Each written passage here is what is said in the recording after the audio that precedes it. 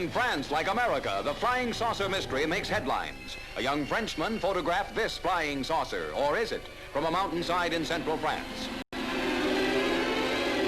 Military officials, suspecting that the object was a meteorological balloon, send one aloft and photograph it. But comparison shows a striking contrast, and puzzled officials wonder, what was it?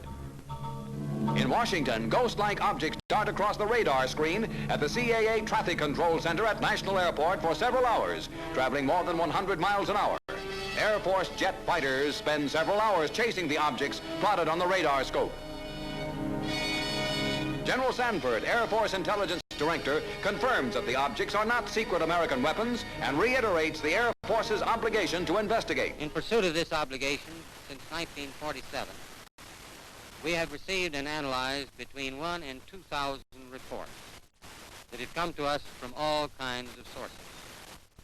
Of this great mass of reports, we have been able adequately to explain the great bulk of them, explain them to our own satisfaction. However, there have been a certain percentage of this volume of reports that have been made by credible observers of relatively incredible things. It is this group of observations that we now are attempting to resolve. We have, as of date, come to only one firm conclusion with respect to this remaining percentage, and that is that it does not contain any pattern of purpose.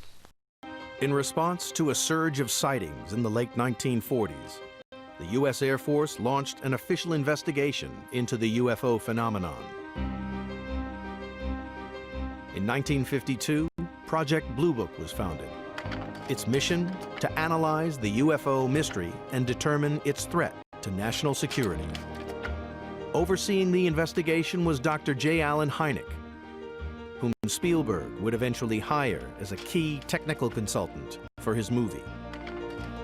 At the beginning of my father's involvement with Project Blue Book, he was a die-hard skeptic. He thought it was nothing more than a post-war fad, post-war nerves, and he was very happy to shoot down all these reports.